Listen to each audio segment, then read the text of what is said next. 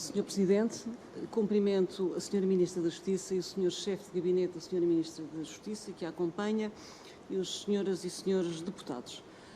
Desde a audição da Sra. Ministra da Justiça nesta Casa, a 14 de outubro passado, muita água correu e que veio dar razão às questões então suscitadas pelo PSD.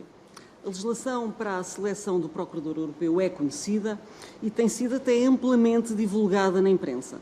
Sabemos que o artigo 14 da Lei 112 de 2019 dispõe que os Conselhos Superiores, quer de Magistratura, quer de Ministério Público, indicam cada um deles 3 candidatos e que desses candidatos a Sra. Ministra da Justiça, precisamente nos termos do artigo 13º, número 4 dessa mesma lei,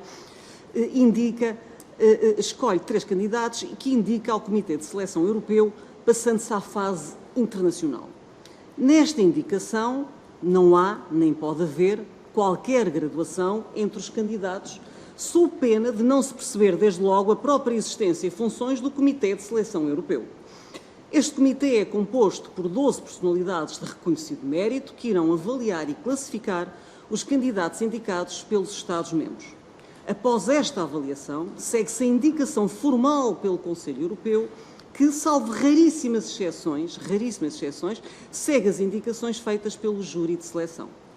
E foi aqui que o governo português envidou todos os esforços para impor o seu candidato pessoal, tecendo um fato feito à medida para o colocar ardilosamente numa posição cimeira face à candidata escolhida pelo júri de seleção europeu.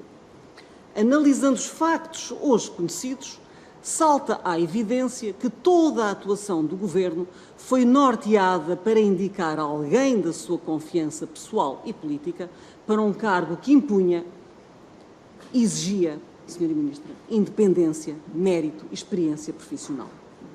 E por isso não aceitou a seleção independente feita pelo Comitê Europeu e que se baseou exclusivamente no perfil e preparação da candidata selecionada. A Sra. Ministra, em recente entrevista à RTP, referiu que o Governo pode indicar quem quiser, numa atitude de reprovável desprezo pela ética e funcionamento das instituições democráticas, num inaceitável quero, posso e mando.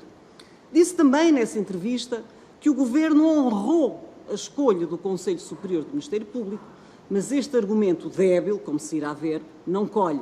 Fica desde logo sem se perceber porque é que não errou de igual modo a escolha do Conselho Superior da Magistratura, instituição que não me parece que mereça menos prestígio e relevo, e que, por outro lado, estabelece esta escolha uma bizarra relação entre o polémico concurso do Conselho Superior do Ministério Público e a insistência do Governo nesta nomeação.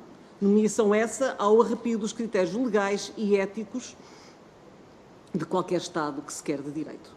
Nessa entrevista, referiu também a Sra. Ministra que os canais diplomáticos não tinham sido suficientes e que o Conselho Europeu tinha pedido informação mais fina, estou a citar a Sra. Ministra, que fundamentasse a preferência do Governo por um procurador diferente da que foi selecionada nas instâncias europeias. Ora, e é precisamente esta fundamentação mais fina que foi pedida, que foi falseada, de forma a alavancar o percurso profissional do Procurador José Guerra. E não são lapsos, Sra. Ministra, não são meros lapsos, nem podem ser. Todas as informações falsas que foram prestadas pelo Ministério da Justiça obedeceram ao mesmo padrão, no sentido de favorecer a pessoa que quiseram indicar como enviado do Governo. E não podemos aceitar, e não aceitamos, que uma Ministra da Justiça, seja ela qual for, e ainda por cima uma Sra. Ministra da Justiça, como a Sra. Ministra da Justiça o é, que é Procuradora de carreira, hoje juíza conselheira no Supremo Tribunal de Justiça, e que por isso tem uma obrigação especialíssima de conhecer bem a legislação da Procuradoria Europeia, da recém-criada Procuradoria Europeia, que provém do OLAF. E, portanto, não podemos aceitar e não aceitamos que uma Ministra da Justiça desconheça um documento de crucial importância e que tinha sido expressamente pedido para que o Governo justificasse a preterição da candidata selecionada. O tal que ia colmatar as falhas dos canais diplomáticos, o tal que continha a informação fina. Não é um documento qualquer, não é uma notinha qualquer de capiar. Tenho-o aqui comigo e basta lê-lo para se ver que foi escrito com cuidados de filigrana, com precisão de lupa, Sra. Ministra. Documento esse classificado como restrito pelo Conselho, mas que, como a Sra. Ministra muito bem sabe, o Governo podia divulgar. Podia e devia, porque tal foi expressamente pedido pelo PSD na audição de 14 de outubro nesta Casa, 14 de outubro passado. Tendo a Sra. Ministra dito que ia disponibilizar no site do Ministério da Justiça toda a documentação sobre este assunto. Curiosamente, ou talvez não, esse documento não só não vinha no dossiê que fez distribuir nessa audição aos deputados, como também nunca foi disponibilizado no site. Não obstante, reitero-lhe ter sido expressamente solicitado. Tudo isto são demasiadas coincidências para poderem ser catalogadas de forma leviana e ligeira como de meros lapsos.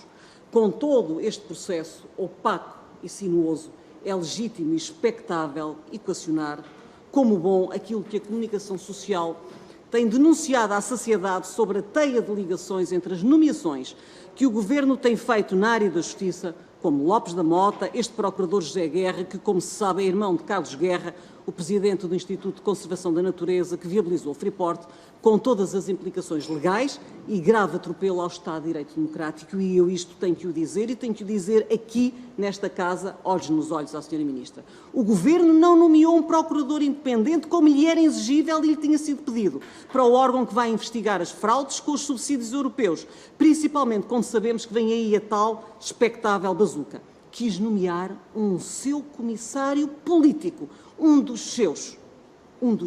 Peço-lhe que conclua, Sra. Deputada. Não posso deixar de referir que, após a audição da Sra. Ministra, em 14 de outubro passado, a imprensa noticiou que o PSD ficou isolado nesta questão. Vou já concluir, Sr. Presidente. Mas o tempo veio dar-nos razão.